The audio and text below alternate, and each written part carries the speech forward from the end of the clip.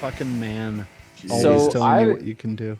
I've been on like fucking 3-4 meetings today, and I swear to God, like 75% of them, someone brings up the goddamn podcast. Is that right? Yeah, I swear to God, it's like, and non-safety people. Listen, I'm gonna put it out there so Ben, other Ben, just knows, like, we're not cutting this, Ben. This is gold right now. And hold up. Self-promotion. People are saying it's a great podcast. Like I said, it's guys, he'll know who he is. You know, I jumped on a meeting yesterday. I sent it through to you boys, and you know, I'm getting random people join meetings with punk rock backgrounds. I'm just kind of hoping that one of them forgets to change it for their next meeting with their boss. Absolutely. That's it. Yeah. I love it. And then their boss is going to start listening. Everybody loves it. People are saying it's more and more people. More and more people. You know the people. Yeah. This is, holy shit, episode 5. If you'd asked me 5? Yeah. Holy shit. I wouldn't have guessed that we'd made it this long. Cinco it's de the five, magic, boys. This is great. And we said last time in episode 4 that we were going to talk about behavioralism, behavior-based safety today. That's a lie. We are untrustworthy humans that just fuck up all the time. Well, you can't turn us loose. If you had incentivized us, I bet we would have remembered it, but we didn't. There's no award or reward program here. So we're not talking about that. We're going to talk about metrics today because it's what we decided 4 minutes ago, and that's how we prep for this. You're welcome. The real reason is someone suggested to Ben during the week that he's a behavioral safety guy, and Ben can't fucking run fast enough away from this topic. So I think maybe episode 154 will line up to talk about behavior. Oh my God. If we get to 154, like what? Yeah. What? Or just count really badly. Yeah. Like next episode. We just skip like nobody wants like the 30s. I don't know if you guys saw that. I just did like 1 million of those. Yeah, I mean, a million podcasts. failing math is so punk rock. That's like me when I'm counting push-ups. Yeah. Ron Burgundy. You're halfway there, man. That's like a used diaper full of Indian food, Brian. Running total throughout the day. Perfect. Yeah, I'm not sure how I was pegged ever as the poster child for behavior-based safety. But I guess I'm it. Out of the 3 of us, I don't know. We'll do it. We'll do it another day. Yeah. It is not my favorite, but that's okay. So Ben, what have you been up to? I'm sitting in my office, man. I feel like there was something else I was up to, but now I can't. Wearing ski masks? No. Although we should talk about who that is. That's Masked Intruder, full on pop punk, and awesome live. There's a cop in very short shorts with the sleeves ripped off, dancing on stage with them. It's a great show. Go find him. Ron, who's behind you? That's he doesn't always know. He had to look around. Yeah, you never can tell. You gotta make sure.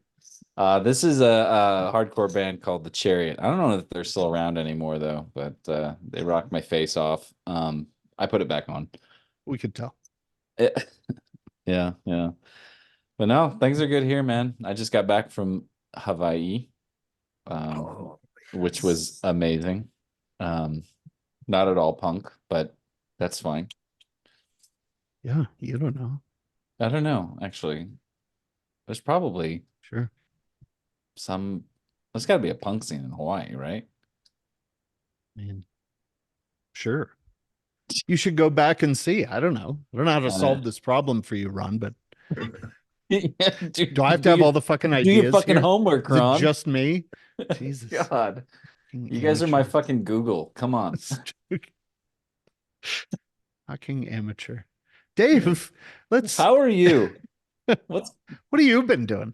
I'm not sure. This is a handy snap that I found in my phone from Pennywise tour, and I don't know if we have anyone in Melbourne, Australia, listening to this show, but this was taken in Frankston, and if you know Frankston, you know this was 6 or 7 years ago. It is probably where COVID actually really started.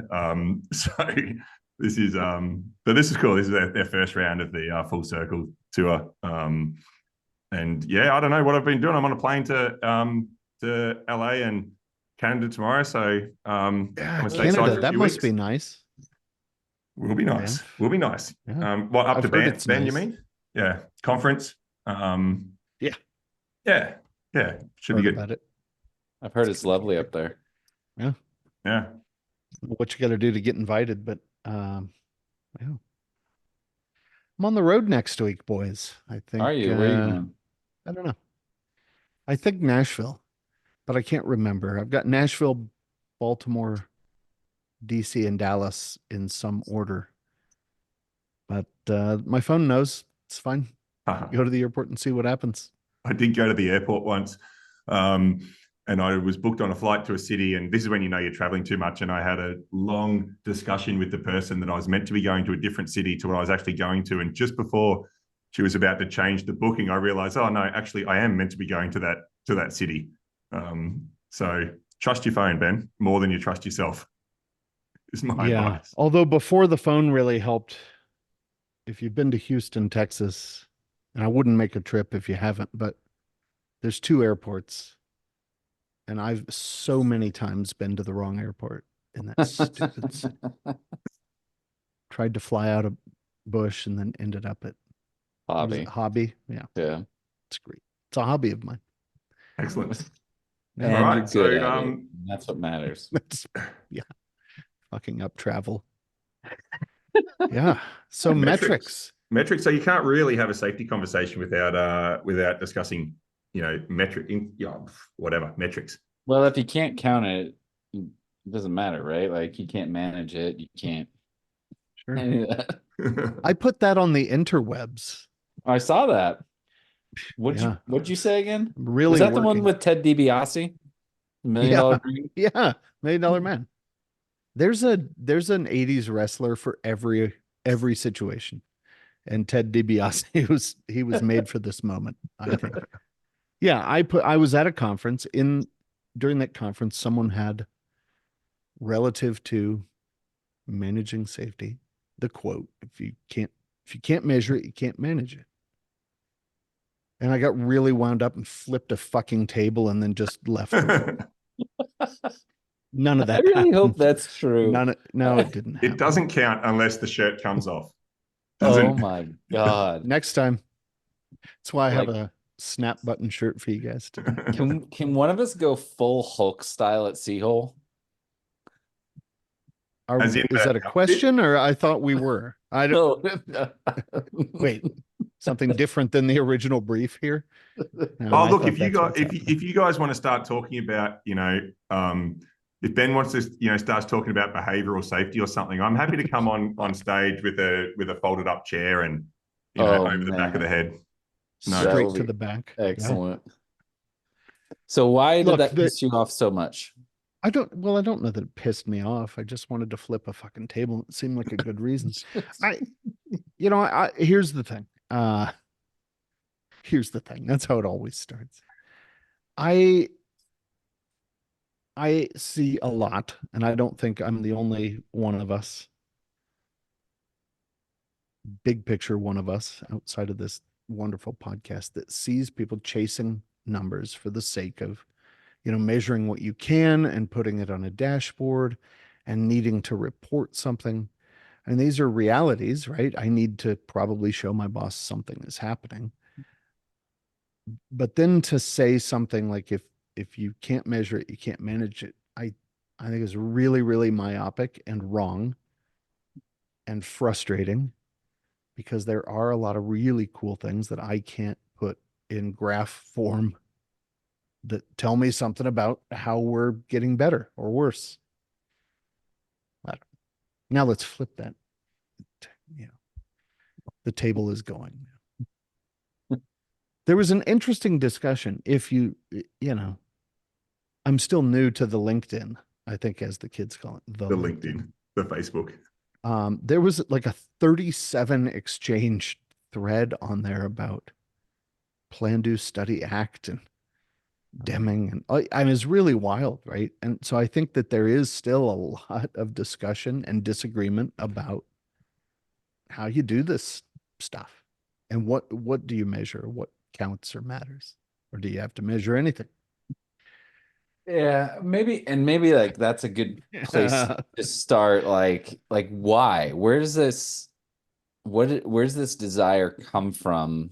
And then, maybe then you once you know where it comes from, then you start talking about, okay, what do we measure and like why? Like I think you need to quote another theorist, start with why.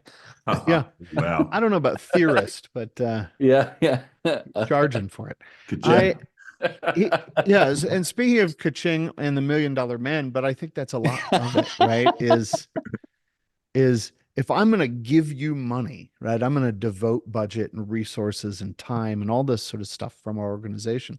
I'd like to know that something is happening, and it's perfectly ordinary in the rest of the organization to have some thing that I can point at and measure, whether that's financials or operational output or those sorts of things. And then you come back to safety and go, all right, dummy, I just gave you $85,000. The fuck did you do?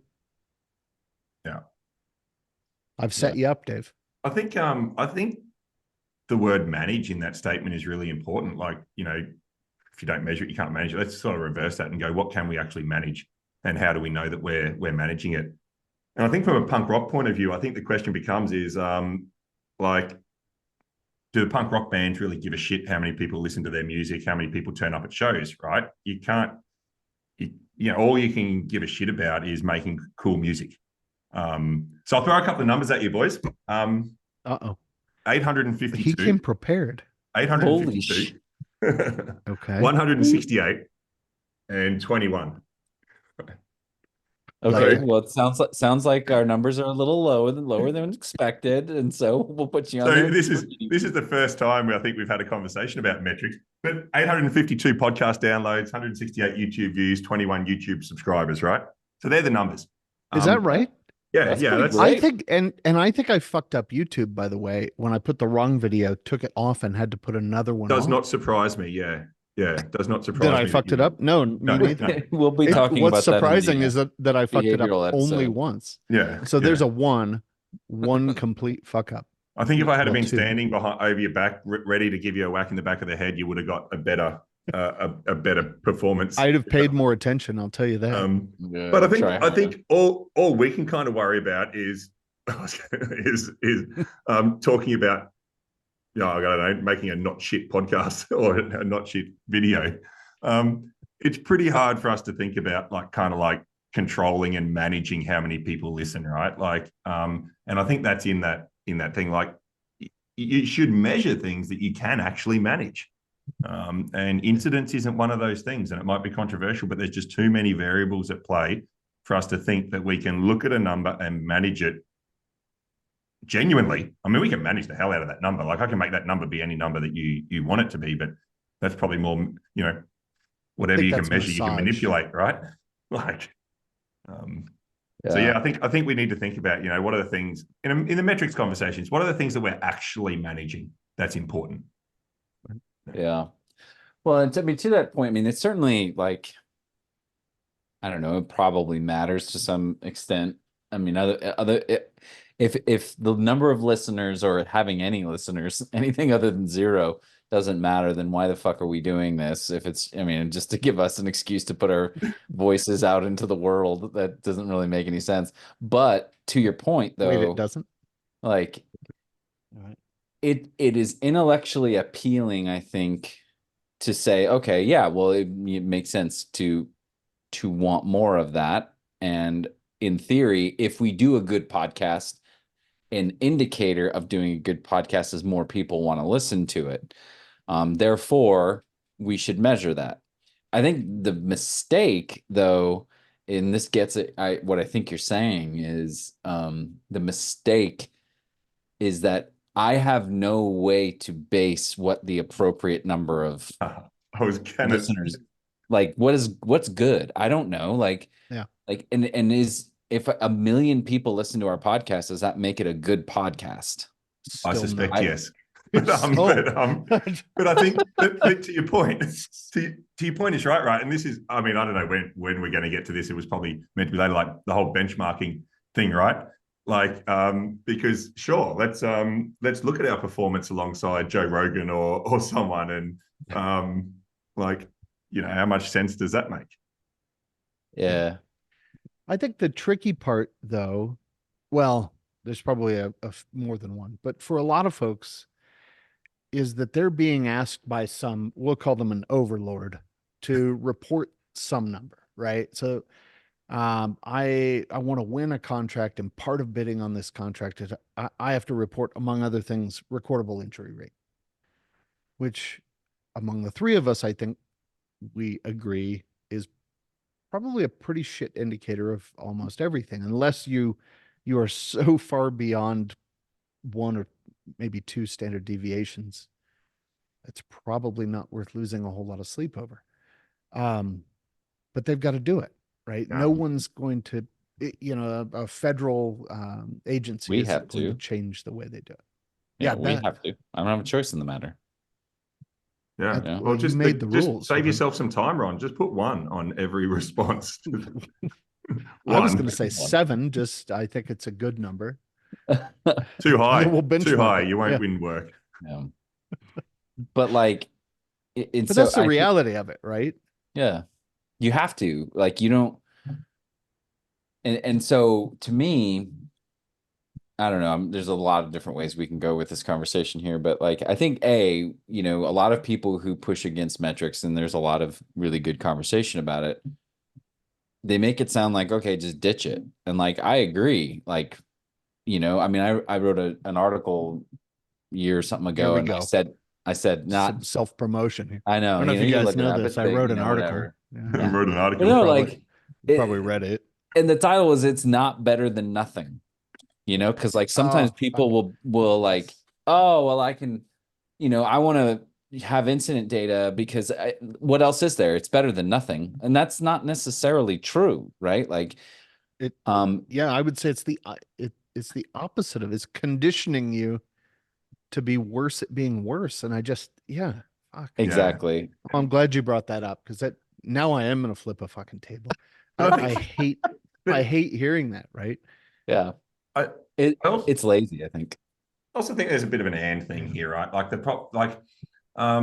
just get rid of it. I'm not sure that's a helpful approach for a company to use. Like, I think companies should always concern themselves with how many people get hurt. I don't have a problem with that. I don't have a problem with that.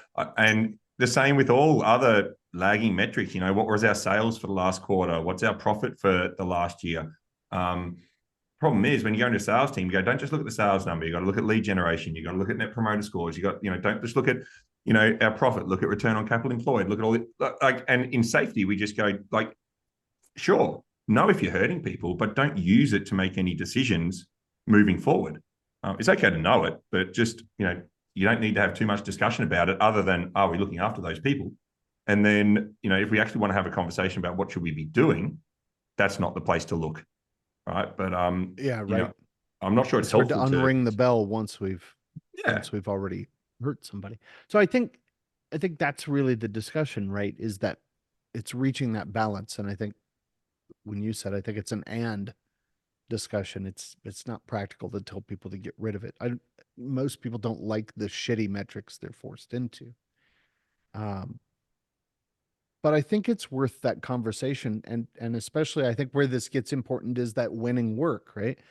Because often that's the folks that are asking, or it's somebody who's assigning budget to the work that you're doing, is to say, look, this is what our injury rate looks like, but this is not how we know that we're safe.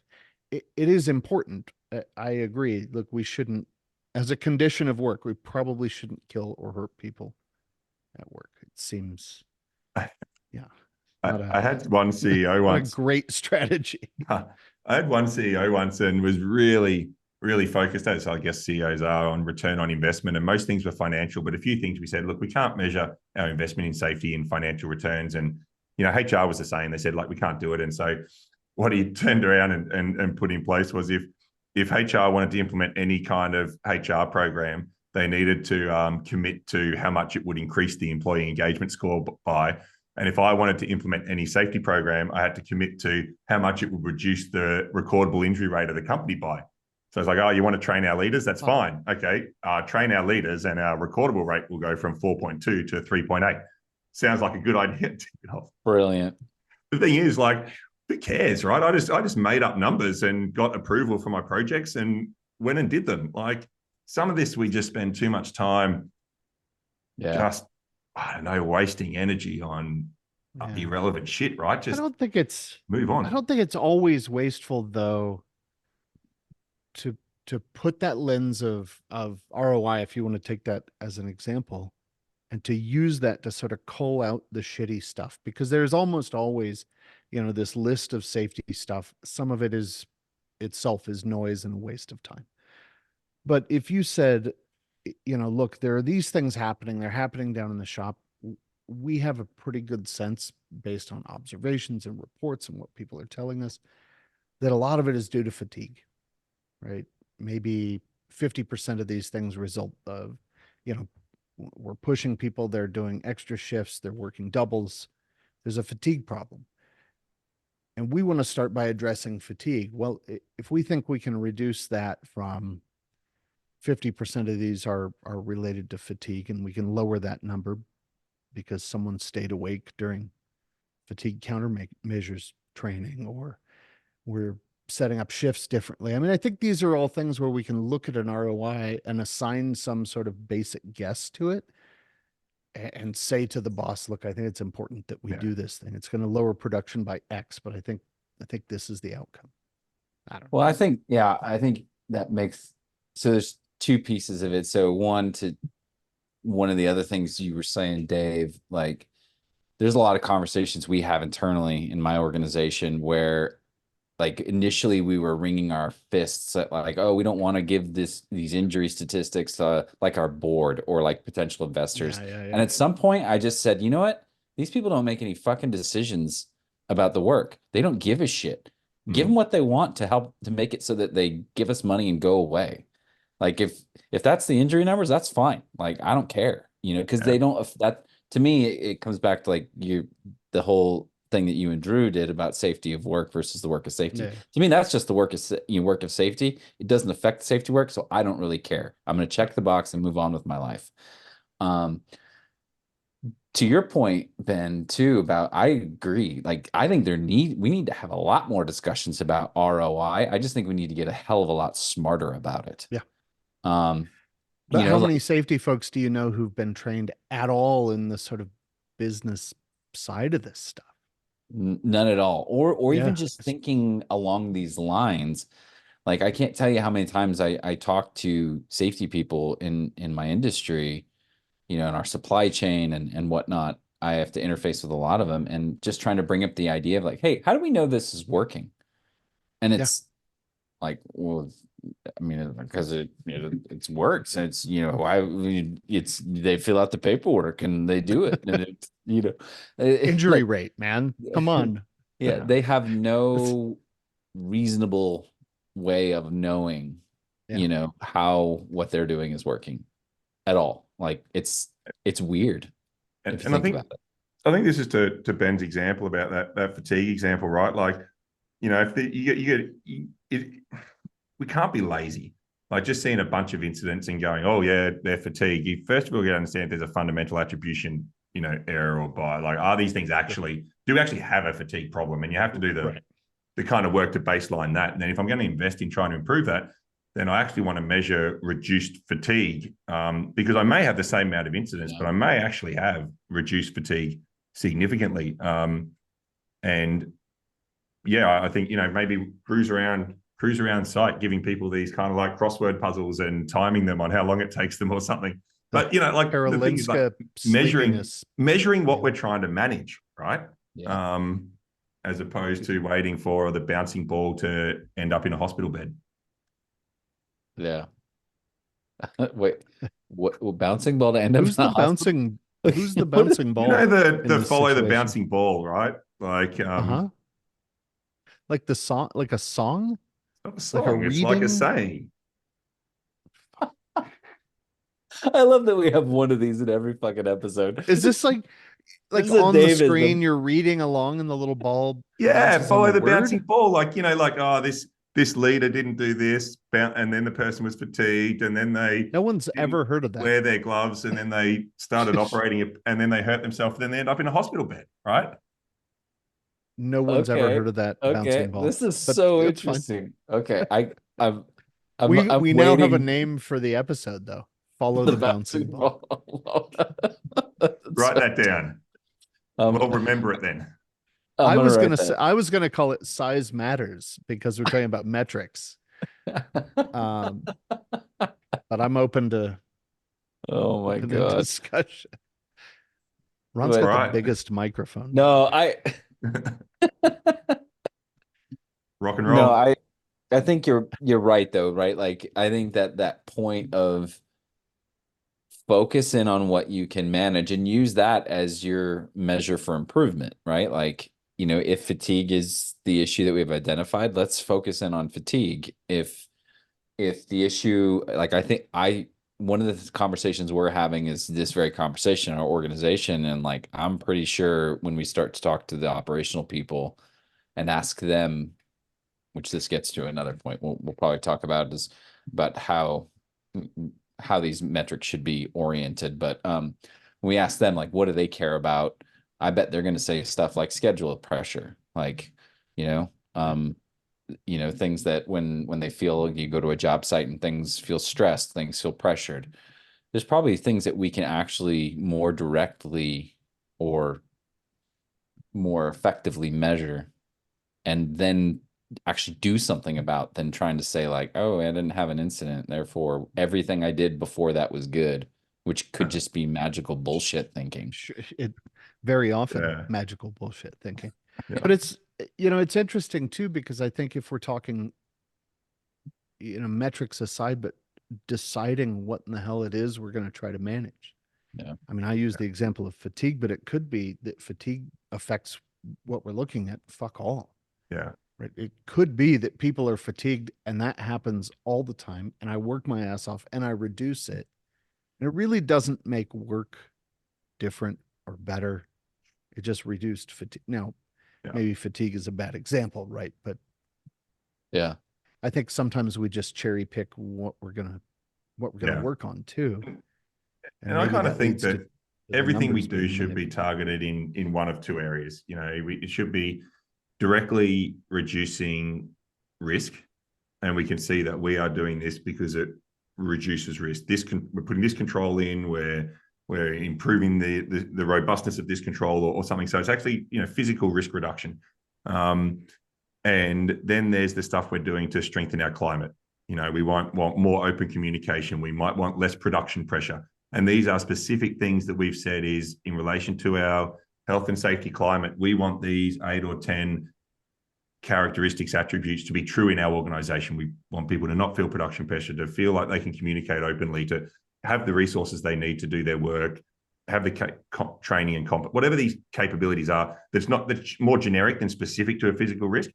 And I think we should be able to look at the things we're doing because we can measure all of these things, right? We can measure these characteristics of our climate. We can measure physical risk reduction and talk about these things. And we don't need to worry about the ball ending up in a hospital bed. Yeah. Well, But there is some trick with even the ways of measurement, right? Because if we're talking about climate, right, there are, God, I've seen a 10-question climate scale more times than I can count speaking of flipping fucking tables, right? Like what, again, this is measurement for what purpose? Is it a 10 question scale is going to tell us something today that it didn't tell us 6 months ago? I don't think that's right. Yeah. And again, it comes to back to Ron's point of, well, something is better than nothing. No. Amplifying stupid over and over, I don't think is better than nothing. It's making us worse, and it's trivializing what culture and climate are. So, Yeah. I mean, again, don't be lazy, right? I think don't just grab some. just pay more attention. Yeah. Stop being lazy. People. The word for these assholes. Try harder. Now who's the behavioral guy? I meant like don't just pull a climate scale off the shelf and say, let's do this. Like, do the work to decide, what do you want your climate to look like, and then sort of like, figure out what information you need to have to know whether that's the case or not. And whatever that looks, it might not be a count, it might not be a survey, it might not be who knows. Like what I used to do with like production pressure is every month I'd get the finance department to send me all of the projects and all of the sites across the business and their basically production profile for the year and whether they're in front or behind on their production targets, their maintenance schedule for the year, in front or behind, and their financial budget, in front or behind. And then looking at, sites that were behind on production pressure, were behind on executing their maintenance, then you'd go and say, okay, well, this may be an indicator. There's something we need to go and actually explore and learn and check about at this site. And I think with any performance indicator, we got to remember that it's exactly that. It's an indicator, right? It's an indicator of somewhere to look more deeply. There's no answers in any performance measure, right? It's like you said before, like number of listeners, who cares? There's no answer there. It just should indicate somewhere where we might want to invest some time in understanding it. Yeah. And they can be completely indirect sometimes, which I think people shy away from. You were talking, Dave, about some of these behind or ahead of some of these other targets, and one that we looked at before was all of these contracted companies working together and then looking at who was behind on payments. So the slow pay. Yeah. And saying, look, if they're a slow pay, if they're 60, 90 days behind,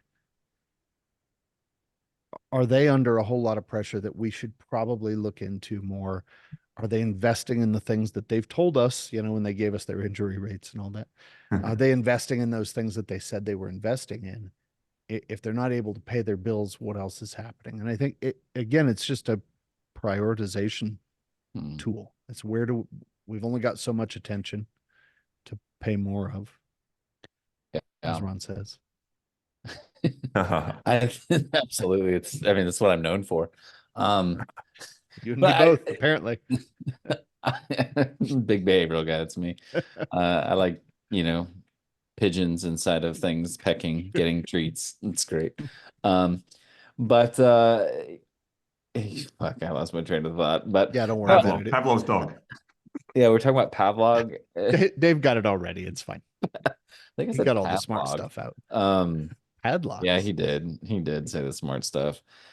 I think, to me, like to that end, like what we're talking about, one of the most predictive indicators that you have the capacity to make safety improvements is not the metric, it's the conversation that the metric sparks, right? Like, how do people respond when whatever the fucking number is? It almost doesn't matter. It's, when people look at it, do they go, oh, okay, cool, and then move on with their lives? That's probably a bad sign. When they look at it, do they ask questions? Do they see what's around and behind? And, through that metric, I think that's going to be much more predictive in the long run. And it becomes less about metrics and more about information and flows of information that's useful. Because I think what you said, Ben, about, your indirect kind of indicators out of your school at OSU, Ron, talking to Mike a while ago. Was it Mike? Asher? One of the guys. We're talking about something like premature promotion. Like the first 6 months that a leader's in a new role, managing a new team, risk goes up because they don't understand the team yet. They don't understand the work yet. They haven't built maybe trust with individuals, psychological safety. People don't know what their leader kind of wants and what to report. So that first 6 months, so who in safety is going to HR and saying, hey, can you just notify me every time you put someone into a new leadership position? Because we kind of want to reach out and give them a few months of coaching to really help them connect with their team and accelerate, that climate, that relationship, that understanding, and not just expect that to kind of happen. But I don't think, in our whole information, landscape, we're sort of actually just thinking about those really useful things that we can be getting some information and then using it to have a really good conversation, like what you said, Ron, and do something about it. Well, I think what's implied in what you just said is a really important distinction, because what gets lumped into this whole metrics conversation is everything we're talking about. But what you just said is a subtle difference than subtle but critical difference in how I think a lot of this conversation goes. Because what you talked about is not a metric, I'll put that in air quotes for the podcast people. But a metric that, like, I can just look at that and be like, okay, I have a new leader, therefore our safety is bad. No, it's a metric that guides behavior, right? That guides action, that guides decision making, right? So and to me, I think fundamentally this is actually at all levels what we're trying to accomplish, like even all the way up to, your executive leadership board, whatever. The metric is not really telling you about what happened. It's trying to convey events so that people can know what to do next. It's a form of looking into the future, right? And I think if we take that mindset, you start to see more interesting opportunities for things like you're talking about. Yeah. But holy shit, boys, there's got to be coaching for that too. Because what happens so many times is that you have this well-meaning person who's thinking about this coaching, and somebody grabs onto that and just bastardizes the whole fucking thing and goes, well, we've had 7 coaching conversations this week, and I think next week we're going to try to get 9 coaching conversations, which just has nothing to do with the quality or the content or how well people are developing. But it's that people get sucked into this stuff, and the reality is that it's really, really hard to stand there and say, boss, I understand what you're saying. Here's how I think. This is how I think we know that it's working. And I don't think it's counting the conversation. Yeah. This is how we know we're making an impact. It's a great point. And I like the way Ron sort of said it a little bit more than the way you said it, Ben, just then. But I'm only this was all just feeling way too. This was starting to feel way too serious, right? But I think to close that out is there's data and information that informs decision and action, and it doesn't need a graph, and it doesn't need a target, and it doesn't need something like what you were saying, Ben. Is that it's an 8, it should have been 10. Who gives a fuck what it should have been? Yeah. What it is an 8, and what do we then kind of do with that? So I think that's. So, you did say some really useful stuff, Ben, at the end there. I stand corrected. I sit corrected. About fucking Look, we can come back to the punk rock band playing a show, right? If everybody's sitting there and just staring off into space, you fucking suck. Sorry to our audience, because I guess that's probably good. We can't see them live. So should we so targets. So if we say there's some useful data and information in our business, useful for us understanding dimensions, aspects of health and safety. And if we get that sort of data and we think about it and, we go and explore further, it could help us kind of press into issues in our business. Targets is probably the next obvious discussion. Should we, shouldn't we? If we should, what should they be? Well, they should be more than last week. If we just more, we went to Ron's. If a little bit of safety is good, more safety is better. Wait, whose example? Ron, I'm going to say it's your example about new leaders. It was probably Dave's, but It you was get credit. Dave's. It was Dave's, but I Fine. really Well, appreciate the I credit. like the way that you look when you would say it, though. I Better. also like the way that I look when I say it, even though I didn't say it, but I can Uh, picture myself saying it and it looks amazing. so good. Even better than I think it was last week we were talking about kind of 80s Jim Reason. Just a hot dog. That's something to think about. Yeah. Dave's like, that's, I don't want to talk about that. Okay, one of us has to have Look, 80 Jim Reason as our background next time. All right. if it's not 7 or 8 conversations, but if you still wanted to have some sort of target, could you have a target that says, look, when we have a new manager, new leader promoted into a position, we'd like to be in touch with those folks and set up this sort of contact within the first 5 days, 14 days. Is that the target? Sure. Okay. Well, and I think one of the things that All is right. Sure. Sorry. so if we if we call that storm a outside, target, if I die, you guys can have my stuff. one of the things that makes that different than how people typically use targets, I think, is that naturally it's built into the measure and the target, if you will, that it's contextual. Because it's based upon the leaders that are starting, right? It's whereas like an opposite example that we used earlier is the coaching conversations. And the typical way we do it is, oh, you had 7 this week, let's go for 9 next week.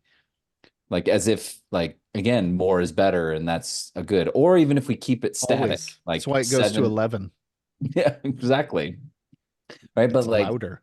the point is that like more, and I think you said this earlier, Ben, like all of these measures are in imprecise. We're not really actually measuring what we actually want to measure most of the time, if ever, really. And so like just putting a number on it, you are getting a lot of noise in that, and you're not seeing how your system is actually adjusting to the performance, because that's really what we want. Like if what we to me, I don't know, I'm gonna put it out there. I think the best measure in the world would be fit. Is our system fit to the environment that our workers are working in? On a, If it's like, not, we're in bad shape. is that a scale of 1 to 100? Yeah, it's probably it's like a 1 to 7, 5. yeah. Yeah, I mean you It's can't have it's a 100. Likert. Way too much. I well, putting a number on anything, I guess, is dumbing that thing down to that single dimension. So you've taken this really cool nuanced thing and then said, fuck it, let's just make a number that represents the whole thing, which I think is probably a good indicator. Anytime a number sounds good, maybe we should look and Yeah. think about that across. I think This I is a would, very serious conversation we're having. yeah. It's a little disappointing. I think I would hesitate to put a target on any safety work type of activity. I think it commoditizes it. I think it loses a lot of its value. So number of risk assessments, number of leadership visits, number of actions closed out on time, number of any of those safety work activities, and counting either the frequency or compliance or something like that. I don't think I put a target. I wouldn't put a target on any of those things. Would be my view, unless I was trying to get a very new activity in the business and I just wanted people to do something once a month that they'd never done before. I might try and count that for 6 months or so, just to initiate the activity. The routine. But the main thing in that routine would be the feedback and coaching process. And within 6 months, that process should be so well understood, so valuable to that person, and so well integrated into their work that I don't need a target anymore for them to do it, because they see the value. And in 6 months, if that process hasn't shown them the value, then like your implementation shit, right? Yeah. So It's like a 2 on a scale of 1 to 10. Your implementation. 2. Let's go for 4 next time, I think. Yeah, it needs to be better. It was shit. Better. Now it's less shit. Yeah. One of the things, man, I always commiserate with folks that are highly regulated whether that's nuclear or pharmaceutical, I mean, there's a lot of things that we all work within that are regulated, and the regulator often says, "Thou shalt have," you should be able to have these KPIs. You should be able to set these goals and targets. The goals and targets should follow the specific, measurable, achievable, relevant, time bound, this SMART methodology. And we really want to see how you work through these things. And it's so tough to not just want to tell someone to fuck off. Well, right? I think When that this is not helping, right? Just but I think the my thing day-to-day is life, man. to Ron's point earlier, and the whole fuck authority thing, like give them what they want and they'll fuck off and do whatever they want to do with it.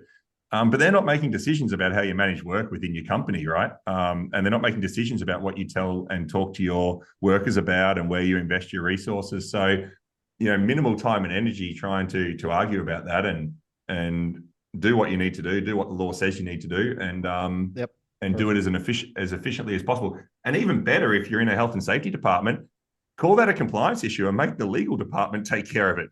Like I'd palm all that shit off, all that demonstrated stuff outside the company. I said, unless it's directly, pointing towards the point of risk in the company, fucking that's a external relations or a legal department problem. Sort it out. That's the key takeaway. There's like 50 some minutes of other shit. And the big takeaway is if you're frustrated with this stuff at work, just make someone else do it. That is like most of my job. It's a compliance exercise. Give it to someone else. And it is, right? It's just proving that you can do paperwork most of the time.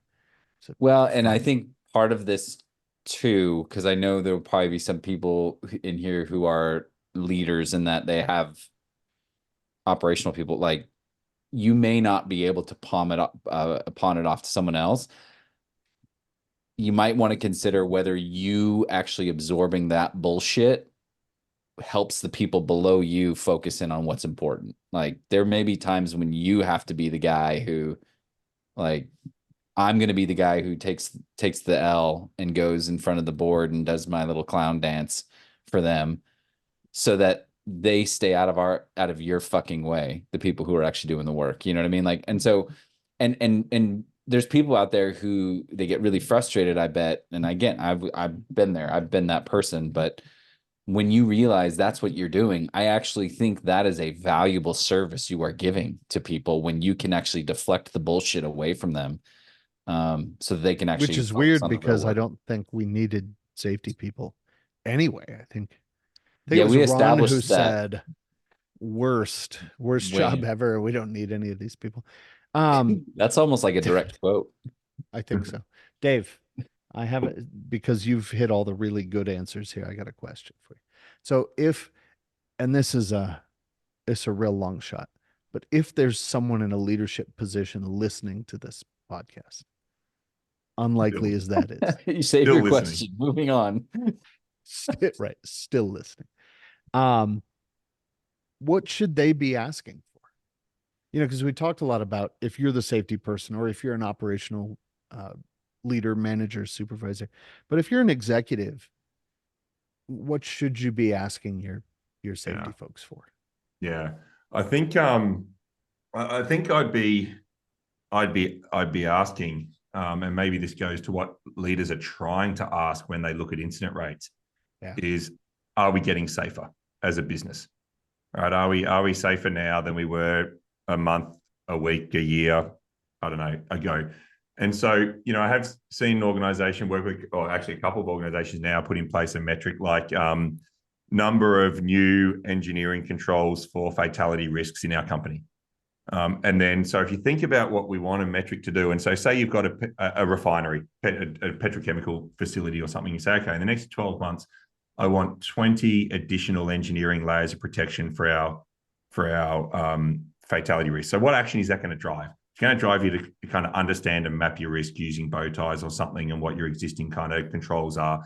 And then what we're seeing in those organizations is that when a leader does a leadership visit, when a leader gets an audit report, when a leader gets a incident investigation, when a leader is looking at a shutdown scope for upcoming maintenance activity, they're asking the question of, can we get an engineering control here? This investigation doesn't have any engineering controls. This audit, leadership visits, where can we make this more robust? And then I think at a governance level, as a leadership level, at the end of the year, go, actually, I think we might actually be safer than we were a year ago, because for our fatality risk, we've now got 20 new effective engineering, layers of protection against the causes of some of those risks.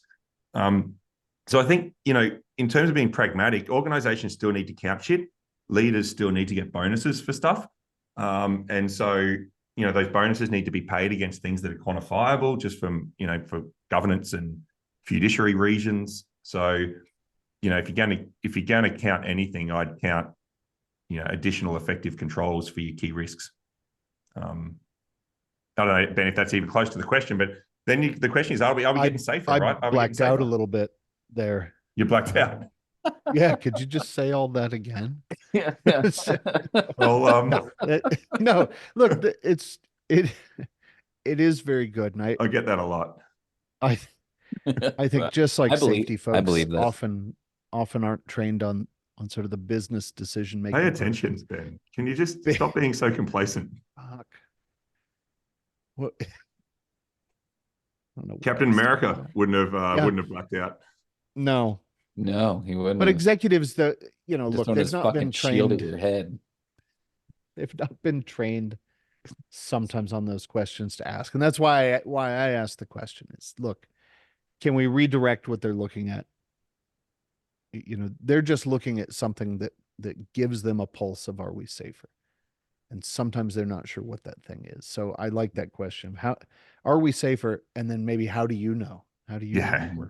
Good. Yeah. Good follow-up question. Good support act there, mate. Just cut with that follow-up question. I'm here to help. Well, I love that, but that's what your follow-up question is, exactly what I was thinking. I think it's worth asking them those kinds of questions.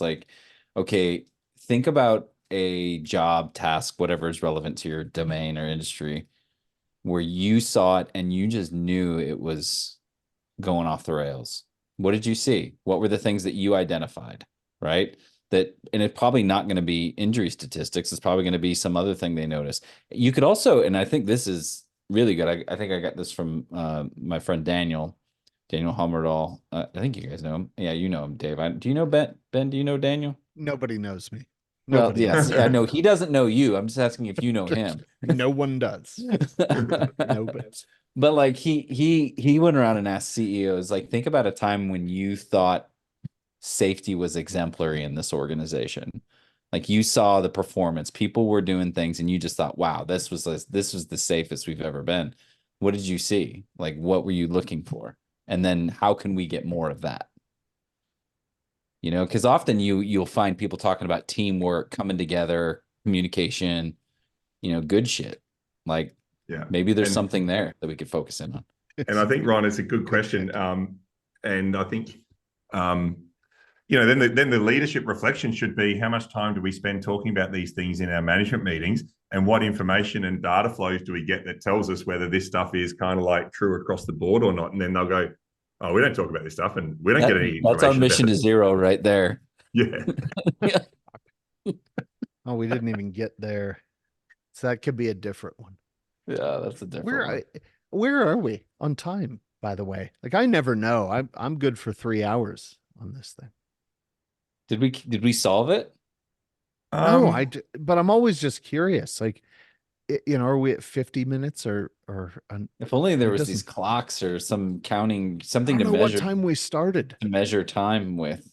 Sorry, guys. It's just what is, Ben. Don't worry about what should be. Just worry about what is. Yeah, exactly. I feel like we should. You got a target? What's happening there, bud? Do you need to record so many podcast minutes per month to get your pay? There's a words per minute count I'm looking for on this thing. Not smart words per minute, just words per minute. Thank God. So given we've demonstrated a complete kind of disregard for anything we say on a previous podcast as it relates to the next podcast, are we going to even discuss a topic for next one, or just tell people fucking wait and see? I feel like it's too early for that discussion. I think I'm not ready. I need more time. I'm not ready. I was still really hung up on the accident prevention effort metric, and we didn't even get there, and the ape. And I think I'd never Nobody- heard about that before. I think we got there Look. indirectly, but maybe just not to leave our 3 listeners hanging that are still here. Do you want to explain the ape? the ape. Well, the ape is look. There are things where we have to sort of guess that something's going to work, and I think that's okay. It's normal, and it's part of that iterative process. The ape, if you've never seen it, is something developed here in the US. Sounds right. And So it Made must be in good. It USA, must be great. Captain America. Must be so great. it must be Durka, good. durka, durka. And it's accident prevention effort. And it's another one of those things, right, where I think someone's heart is in the right place. But now we've stopped measuring anything that has to do with risk at all. And we're just measuring, well, how hard was it?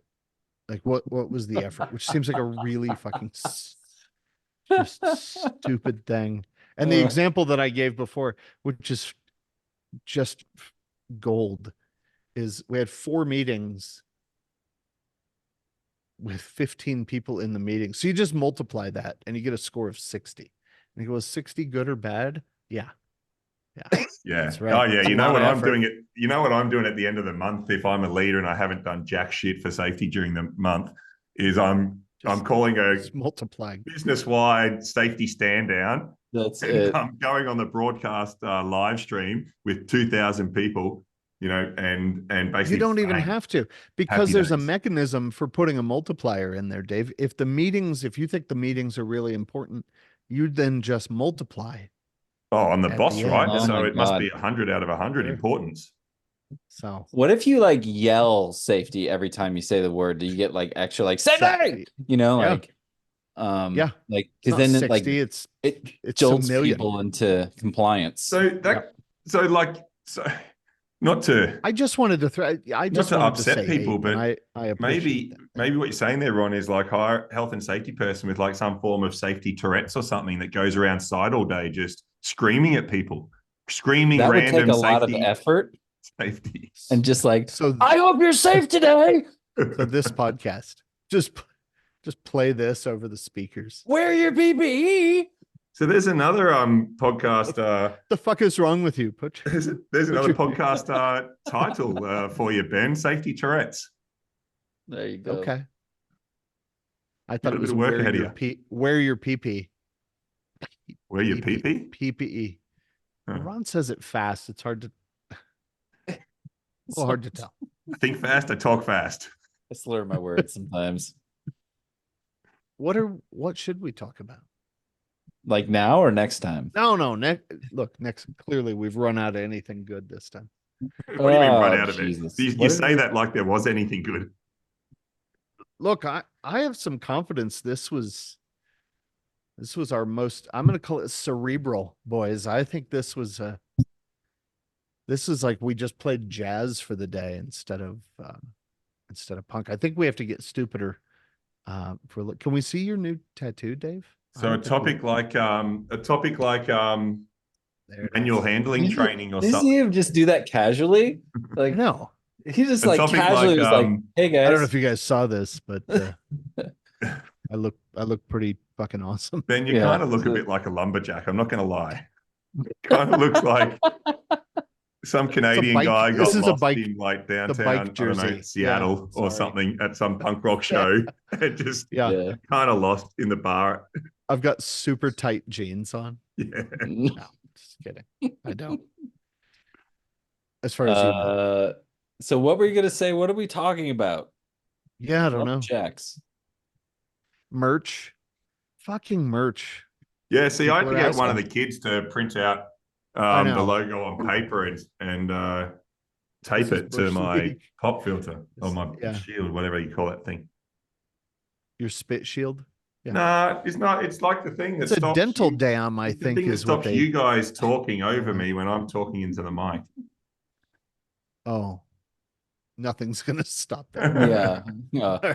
Shut the fuck How do you up, mute Dave. people on this thing? Yeah. I wish you Well, would just shut up. I think we'll figure it out. And Yeah, we'll figure it out. yeah, We'll get back we'll to let you. you know when we get there.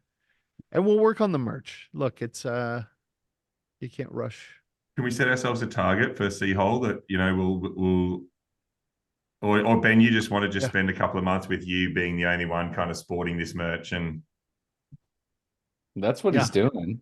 yeah. What do I have? I got nothing. Fancy He's got stickers for your office. he's got Don't sales lie. targets he's got to make. You got a I fucking did- t-shirt, don't you? Yeah. Yeah, and a It sticker. was a test run. And a sticker. And a decal even. Decal. It's to put on the outside of the studio here at the office. Yeah. Dave's over Big- here having big his time. kids print out, things on just regular old printer paper, and you're like, hey, look at my new fucking decal. Look, I'm just a simple lumberjack. Okay. I don't know what the fuck you guys want from me. Shit, man. All right. Well, I'll you go never back know. to- You never know, boys. By the time this releases, we might have had 1,000 downloads, and that's our first target we've hit. And then we'll just have to we'll have to set some new metrics. Can we define the program into success somehow? What's a different number? What's we our can use? smart metric? Do we have that? No. By Oh, Seahole, we'll have 853 That's downloads by next week is probably realistic. Do we have a target on how many people we ghost if we have a guest? Oh, sorry, that's a different podcast. all of them. Different podcast, but I think twice is So, kind of a Per goal. guest or just per guest. so how Obviously. So how often should we have guests? Because I've got a couple of people who I think would be a bit more I interesting. think we should have a guest than next us. time. Next time? Can we do a guest Yeah, all right, let's do that. next time? So that will I think inform. That's more All fun right. for everybody. All right. All right, dudes. Cool.